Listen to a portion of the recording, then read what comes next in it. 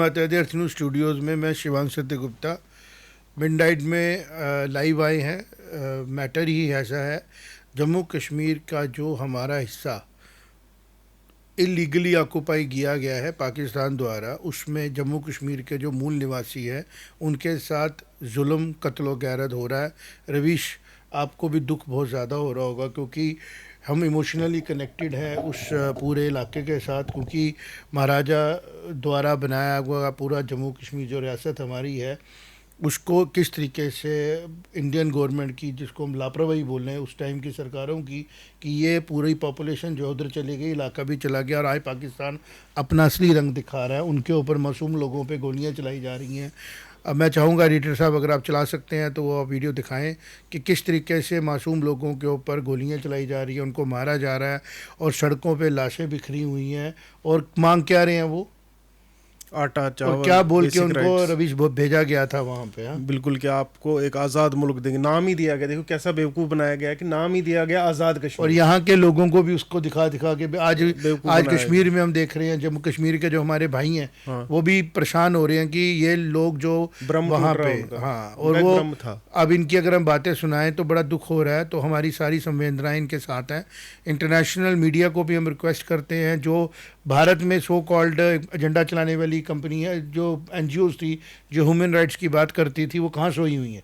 क्योंकि भारत जैसा एक सभ्य देश तो कहीं मिलेगा नहीं जहाँ पे एक प्रोटेस्ट को फंड किया गया और जहाँ पे एक असलियत में लोग खाने रोटी पानी के लिए प्रोटेस्ट कर रहे हैं, उनको गोलियां से मारा जा रहा है और इंटरनेशनल कम्युनिटी कुछ भी नहीं बोल रही है इसके ऊपर। आप क्या कहेंगे कि क्या ह्यूमन राइट वॉच और यूएन की जो ये पूरी, जैसे 5-6 दिन पहले हमने देखा कि यूएन के लोग कॉकरोच पार्टी के ऊपर बात कर रहे हैं, भारत सरकार को इतना कमज़ोर समझा हमारे को, और आज पीओजेके के ऊपर जो जुल्म कर रहा है पाकिस्तान, उसके बारे में तो कोई स्टेटमेंट यूएन की तरफ से नहीं आई। तो अर्थ न्यूज़ अपील करती है अपने व्यूअर्स को कि हम लोग जेन्युइन मुद्दों में बात करते हैं, जेन्युइन तरीके से जम्मू कश्मीर में बैठ के पूरे भारत के और देश के और खित्ते के इंटरेस्ट की बात करते हैं, लोगों के इंटरेस्ट की बात करते हैं और चीज़ों को समझते हैं। ऐसा नहीं करते हैं कि एक्स से उतारा, कहीं से उतारा, उतार के आ गए। तो रात को 12 बजे जब हमारी अखबार लगभग प्रिंटिंग में चली जाती है तो हम उसके पहले पूरे चीज़ों को समझ के क्रक्स पे आते हैं। इस टाइम भारत सरकार की बड़ी ज़रूरी है कि वो पीओजेके की गवर्नमेंट को एकदम वार्निंग दे, बिल्कुल, और वहाँ पे स्टर्न वार्निंग दे कि अगर आपने सब्जेक्ट्स ऑफ जम्मू कश्मीर के ऊपर जुल्म किया तो भारत जो है वो सख्त कार्रवाई करेगा। आप क्या बोलते हो रवीश? जी बिल्कुल। मैं तो भारत के पास जो ऑप्शंस है वो तो काफ़ी ज़्यादा ऑप्शंस है। पहले मैं बताना चाहूँगा कि ये उपद्रव अचानक से हमने देखा कि मार्च से तो वहाँ पर चल रहा था, प्रोटेस्ट चल रहे थे, लेकिन अचानक से कल क्या हुआ? कल इलेक्शंस थे, जो प्रोविंशियल इलेक्शंस है वहाँ पे, उसका पहला राउंड था जिसमें कि कोटली और उसके आसपास के इलाकों में इलेक्शन था। क्योंकि हमको पता है कि जो मेन डिमांड है जेएसी की, जॉइंट अवामी एक्शन कमेटी जो है वहाँ की, जो इसको स्पेयरहेड कर रही है इस प्रोटेस्ट को, वो बेसिकली खाना, बिजली, पानी, ऐसी चीज़ें हैं। लेकिन उसमें एक इम्पॉर्टेंट चीज़ ये है कि पीओजेके के अंदर कुछ रिजर्व्ड सीट्स पाकिस्तान के लोगों के लिए रखी गई है, जबरदस्ती। जी, मुहाजिर लोगों के लिए रखी गई है। तो इस चीज़ का पता था कि देखिए इलेक्शन था, पाकिस्तान को या तो इलेक्शन वो पोस्टपोन करते, लेकिन वो गो अहेड हुए इलेक्शन के साथ। इलेक्शन दिन भर हुआ और 2-4 जगह छुटपुट वारदातें हुई दिन को, जिनमें से कि मुजफ्फराबाद में भी गोली चली और कोटली में भी गोली चली। लेकिन शाम आते आते 6 बजे एक चिनार चौक करके जगह है कोटली में, वहाँ पे जो पाकिस्तान के रेंजर्स और एफसी थी, फ्रंटियर कांस्टेबलरी जो है वहाँ की, वो मूवमेंट में थी। काफ़ी ज़्यादा लोग मूव कर रहे थे, तो लोगों ने उनके सामने थोड़ा सा प्रोटेस्ट करने की कोशिश की। उन्होंने विदाउट वार्निंग इनडिस्क्रिमिनेट फायरिंग चालू कर दी, जिसमें कि हमारे पास जो रिपोर्ट्स आई हैं कि लाइट मशीन गन्स तक यूज़ की गई। AK-47 से तो फायर किया ही गया, LMG से भी फायर किया गया। तो मैं कहूँगा कि इस टाइम पे माहौल भी देखिए बारिश वाला माहौल है, आज शाम को वहाँ से बारिश भी हो रही है। और हमारे पास कुछ और वीडियोज़ भी आई हैं कि इस टाइम पे भी हैवी मूवमेंट जो है वो पंजाब से पीओजेके की तरफ फोर्सेज की हो रही है, पाकिस्तानी फोर्सेज की हो रही है। तो जो हालात है उधर काफ़ी नाजुक हालात है। देखिए मुझे तो जम्मू कश्मीर से ज़्यादा दूर नहीं है। मुझे लगता है पाक जो हमारी फोर्सेस हैं पाकिस्तान की, जो हम ऐसी फोर्सेस का हम कंसीव करते हैं जो दूसरे के काम में ज़्यादा दखल अंदाजी करती है। भारत की फोर्सेस भी हाई अलर्ट पे होंगी, भारत की एजेंसीज भी हाई अलर्ट पे होंगी। कुछ ईमेल्स वगैरह भी सर्कुलेट की जा रही हैं इस टाइम पे, हम देख रहे हैं, कोई हार्म करने को लेके 5 अगस्त को लेके। तो सब लोगों को चाहिए कि अलर्ट रहें, सिस्टम में रहें, क्योंकि ईश्वर की तरफ से जो है ना करनी भुगतनी पड़ती है। जो गलत काम पाकिस्तान ने किया 1947 में जम्मू कश्मीर के लोगों के साथ, फिर जो गलत काम उन लोगों ने किया रवि जिन्होंने पाकिस्तान से पैसे खाए, इंटरनेशनल एनजीओ से पैसे खाए और भारत को हार्म करने के लिए भारत के लोगों को गलत रस्तों पे लेके जाके टेररिज्म को भेजा, यहाँ पे नैरेटिव वॉर चलाई, लिटरेचर ही बदल दिया, महाराजा जी की हिस्ट्री बदल दी, सच को ही बदल दिया, कहीं जम्मू मैसेकर के नाम पे कोई झूठ सच बोला गया और एक पूरी गेम चलाई गई। कभी शेख अब्दुल्ला साहब के थ्रू यहाँ पे एक ऐसी डेमोग्राफी चेंज करने की कोशिश की गई। ये सारी चीज़ें जो है ना पाकिस्तान की करनी, और जो पाकिस्तान के सिंपथाइज़र थे, पाकिस्तान की सिंपथाइज़र का मतलब हुआ है कि ऐसा कम्युनिटी जो अपने देश के ख़िलाफ़ करती है।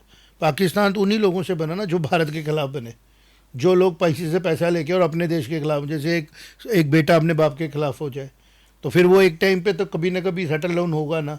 तो आज वहाँ के लोगों को ये समझ में आ रहा है कि यहाँ पे जो पाकिस्तान की सोच है वो यहाँ से जानी चाहिए। पाकिस्तान लोग थोड़ी गलत होते हैं, सोच जो अडॉप्ट करके बैठे आसिफ मुनीर है या उनके लीडर्स हैं, खुद ही अपने लीडरों को फांसी दे देते हैं, खुद ही अपने लीडरों को गिरा देते हैं। ये कोई सोच थोड़ी है, देश की ऐसी सोच थोड़ी होती है। भारत अपने देश के लीडरों को प्यार करता है और ऐसी सोच देने की कोशिश मुझे लगता है सीजेपी के प्रोटेस्ट में भी की गई, जिसके ऊपर हमने बात करनी है।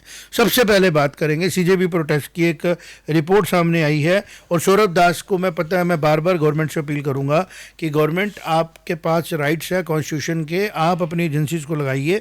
सौरभ दास को शायद आपने बड़ी लंबी रस्सी दे दी है, जिस तरीके से वो बात बोल रहा है, जो बात बोल रहा 7 मिनट की है नहीं की खबर है, आप जाके देखें उसमें ऑब्जेक्शनेबल क्या बात है। वो कह रहा है जी सुप्रीम कोर्ट का ऑर्डर है बट हम ये क्या चाहते हैं, हम ये कहते हैं। Who are you to tell भाई? अगर तुम किसी बेवकूफ़ 2-4 लाख लोगों को सड़कों पे ले आओगे तो स्टेट थोड़ी कंप्रोमाइज़ करेगी। भारत ने अपने युवाओं के आगे घुटने थोड़ी टेक दिए। भारत ने युवाओं की बात सुनी कि आप कह रहे थे पेपर लीक हुआ है, आप रिजाइन चाहते हैं, दे देते हैं।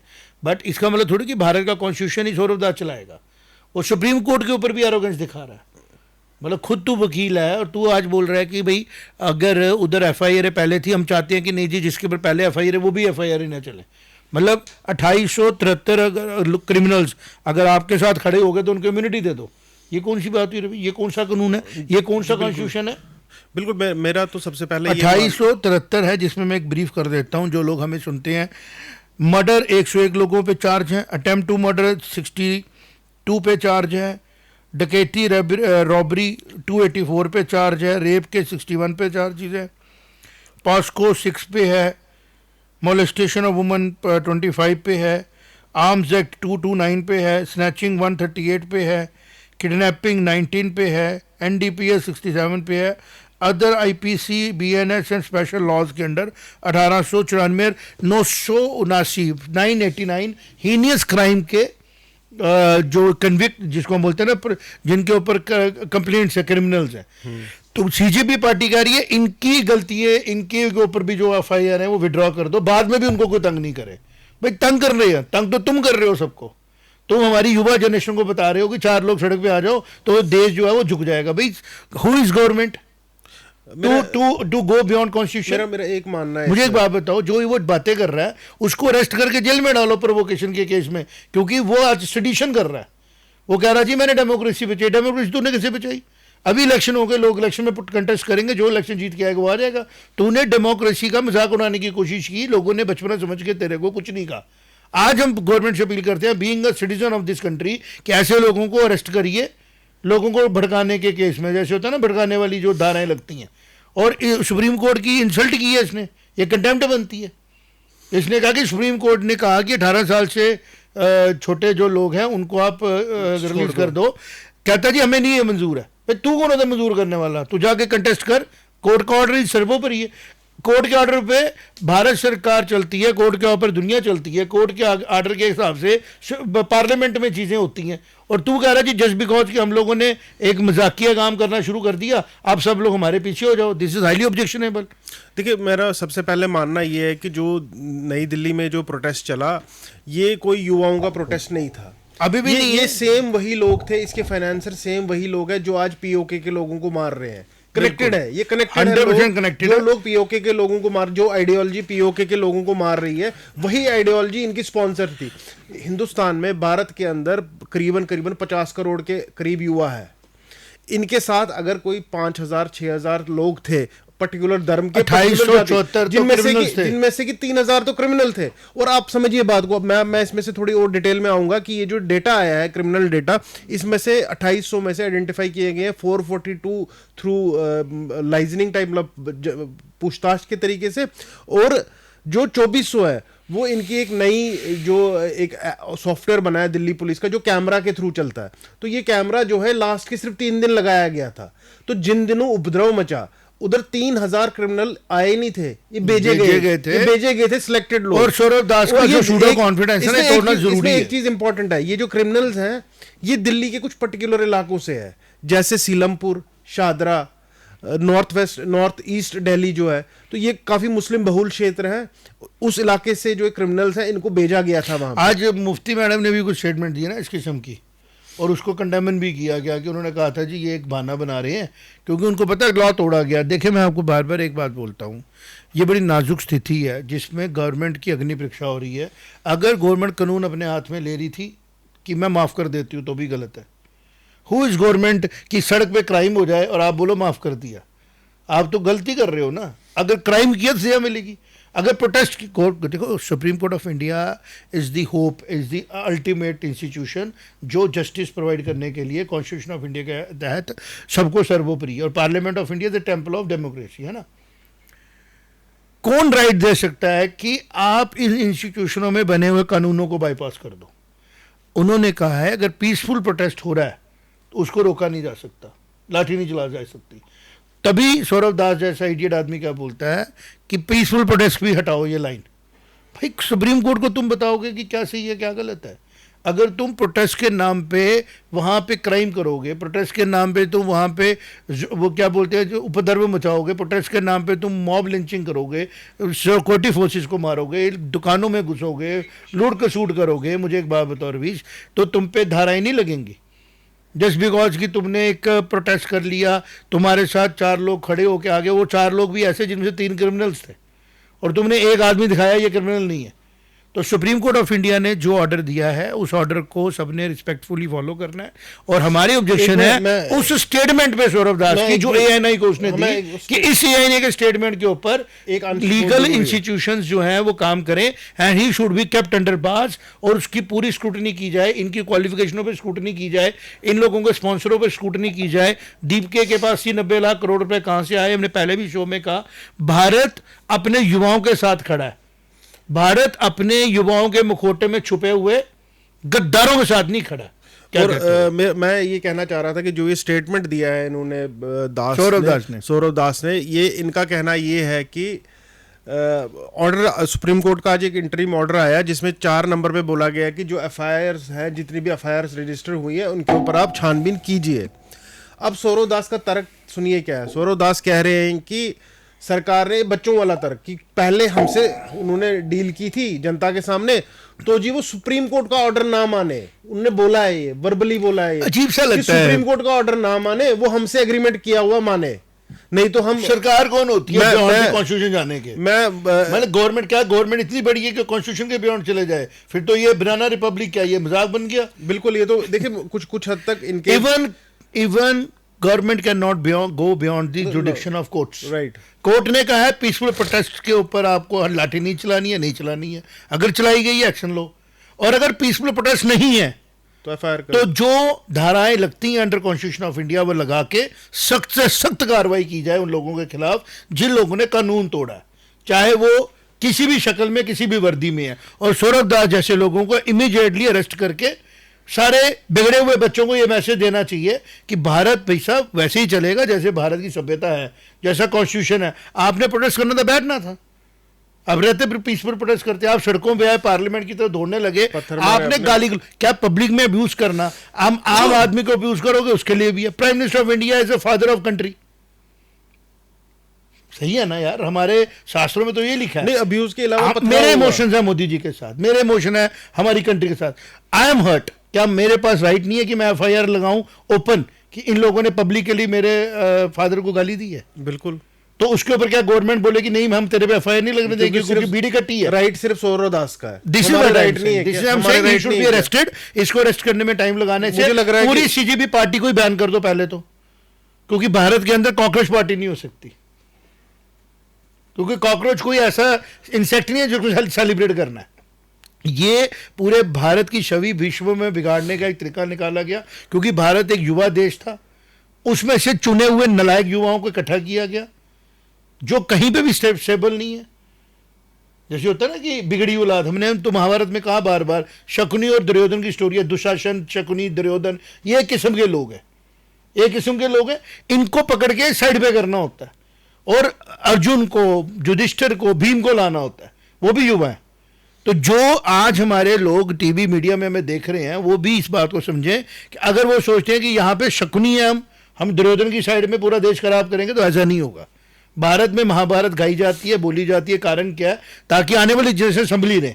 तो हमारे पास क्लियर गाइडलाइन है। इन बच्चों ने ऑब्जर्व किया, हमने इनोसेंट बच्चों को बचाने के लिए गवर्नमेंट ने कहा हम आपकी सारी बातें मानते हैं, उस बेवकूफ़ सोनू वांगचुक की बात भी मान ली, सारी बातें होगी। अब हमारा क्या बोलते हैं, उन्होंने इस्तीफा भी दे दिया। आज फिर क्या बोलूँ मैं, राजीव गांधी जी के सपुत्र हैं, उन दोनों बेटा बेटी ने एक बात बोली कि उनके बारे में, बिल्किस जी के बारे में बोला, दैट इज़ पॉलिटिकल मसला। लेकिन अफसोस इस बात का होता है कि भारत को स्टेबिलिटी की बात करने की बजाय वो किन चक्करों में पड़े हुए हैं। Understand what I am saying? तो मैं ये चाहता हूं कि हम लोग बीइंग जर्नलिस्ट वो चीज़ बात करें जो भारत के लिए, देश के लिए, समाज के लिए प्रोडक्टिव हो। तो सौरभ दास जैसे लोगों को पहले पकड़ो, क्योंकि वो बच्चे सुसाइड करके जिनके नाम के ऊपर ये मांग रहे थे, शाम को ये पार्टी कर रहे थे। ठीक है, आपकी सोच है, आपके साथ इमोशन नहीं है, बस जिनके इमोशन ट्रिगर करके आपने ये काम किया, आज मैं तो कह रहा हूँ पहले तो मीडिया बाइकआउट कर दो इनका। जब तक ये कोई गलती नहीं करेगा मैं इसको रिपोर्ट नहीं करूंगा। इसको खामगा ग्लैमराइज कर रहे हैं और इनको मुफ्त में पब्लिसिटी मिल रही है। दीप के, शिव के जैसे लोग जो कहाँ से क्या करने आ गए, उनको हाईलाइट कर रहे हैं। असली वहाँ पे जो इनोसेंट बच्चे आए थे, जो लोग वाकई में दर्द में थे, उनको एड्रेस करने की ज़रूरत है। और जो इनके जैसे लोग हैं, इन लोगों को इमीडिएटली सख्ती के साथ ट्रीट करने की ज़रूरत है। और गवर्नमेंट के पास सारे राइट्स हैं कि अगर इनको लगता है कि इनकी बातचीत से प्रोवोकेशन हो सकती है आने वाले टर्म में, जैसे वो कह रहे थे हमने खाली मंगलवार तक का टाइम दिया है। भाई तू कौन होता है टाइम देने वाला? Who are you? अगर आप फिर से दर्द मचाने की कोशिश करोगे, you all will be arrested and you are all will be prosecuted under the laws जो कानून ने पास किए, पार्लियामेंट ने पास किए हैं। और सुप्रीम कोर्ट ऑफ इंडिया ने एक बहुत ही ज़बरदस्त तरीके से अपना रोल प्ले किया है इस पूरे एपिसोड में। जो उन्होंने कहा है कि अगर पीसफुल प्रोटेस्ट नहीं है तो आप एज पर लॉ काम करिए, अगर पीसफुल प्रोटेस्ट है तो लाठी मत चलाइए। अब जो बिहार में हो रहा है, बाकी स्टेट्स में हो रहा है, वो भी in line with the process जो चल रहा है उसके अकॉर्डिंगली ही चलना चाहिए। फिलहाल सब लोगों को ये समझने की जरूरत है FIR कितनी हुई हैं उन लोगों पे जो इस प्रोटेस्ट में आए। मर्डर थे इस प्रोटेस्ट में, रेपिस्ट थे इस प्रोटेस्ट में, और ये लोग कह रहे हैं कि उन सभी गलत, उनको आगे भी कुछ मत को, मतलब कहने का कि सारे क्राइम करो, CJP जैसी पार्टी देखो, सौरभ जैसा बेवकूफ आदमी खड़ा करो, एक गुंडा राज बनाओ और बाद में आपको इम्यूनिटी दिला देंगे। पहले तो इन पे ही होनी चाहिए प्रोवोकेशन की FIR। मुझे तो लग रहा है ये धमकियां दे रही हैं, इन पे ही FIR लगनी चाहिए, उनको अरेस्ट करना चाहिए, सर्जरी मान के इसको भी बिठाना चाहिए, फिर जाके देश के युवाओं को शांति मिलेगी। और बात अब ऐसी है कि जब जो ट्रैक्शन इनको पिछली बार मिली, जो सपोर्ट मिली, क्योंकि कुछ हद तक देखिए इशू कनेक्टेड था, नीट का पेपर लीक हुआ था तो कुछ हद तक युवा कनेक्ट कर रहा था इससे, लेकिन अब वो जस्टिस मिल चुका है।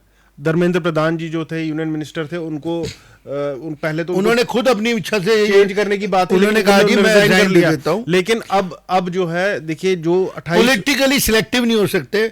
ये कह रहे हैं पंजाब में पेपर में प्रॉब्लम हुई है, लीक नहीं हुआ है। मतलब लीक होना और अनफेयर मीन्स होना दोनों अलग चीजें हैं। Every unfair means in an exam is a wrong thing for the students and for the youth. There should be no unfair means in an examination. ये है बॉटम लाइन। तो मुझे लगता है कि अननेसेसरली इनको खुला छोड़ा गया, इनको अरेस्ट करना जरूरी है। और अंडर व्हाट धारा है? Provocation on that day.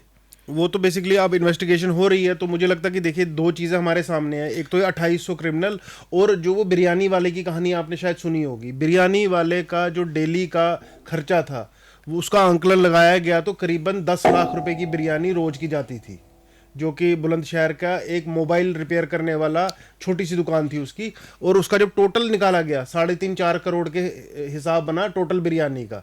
तो इसका हम चेक ना करें कि ये पैसा कहाँ से आया, या जो ये 2800 क्रिमिनल है ये क्या करने आए थे उस दिन, ये आए थे, दिनों में क्यों ये वही करने आए थे। पुलिस वालों को डंडे मारे उनको गलत काम किया गया और लेडीज़ के साथ बदतमीजियाँ हुई और देश के दुश्मनों को इकट्ठा करके रखा गया कि हमारा युवा हमारे खिलाफ है। तो इसलिए जो युवा देश को प्यार करता है ना, जान से ज़्यादा प्यार, 18 साल की उम्र में आर्मी में जाके वो क्वालिफाई करता है एग्ज़ाम और 21 साल की उम्र में 22 साल लेफ्टिनेंट बनता है, वो है भारत का युवा। जो डॉक्टर इंजीनियर अफसर बन रहा है, जो टीचर बन रहा है, जो सुबह मेहनत करता है शाम को खाना खाता है, जो फैक्ट्री में काम करता है, ये सौरभ दयाल जैसे लोग और ये रंका जैसे लोग, दीपके जैसे लोग जो है ना, ये स्पॉइल्ड ब्रैट है। अगर ये बचपने वाली गलतियां करते हैं, हम इनको कहते हैं छोटे बच्चे, माफ़ कर दो। आज इन्होंने देश के खिलाफ क्राइम किया है और मैं बार बार कह रहा हूँ, इनको बिल्कुल भी लाइटली नहीं लेना है और इनके ऊपर पूरा ध्यान देना है। और अगर ये इस तरीके की प्रोवोकेटिव स्टेटमेंट्स दोबारा देते हैं तो इनको इमीडिएटली अरेस्ट करना है। बिल्कुल। मेरा दर्शकों से भी अनुरोध है कि आपके क्या विचार है इस सारे मामले पे, कृपया कमेंट बॉक्स में ज़रूर लिखें। हमसे जुड़ने के लिए धन्यवाद। जय माता दी। जय माता।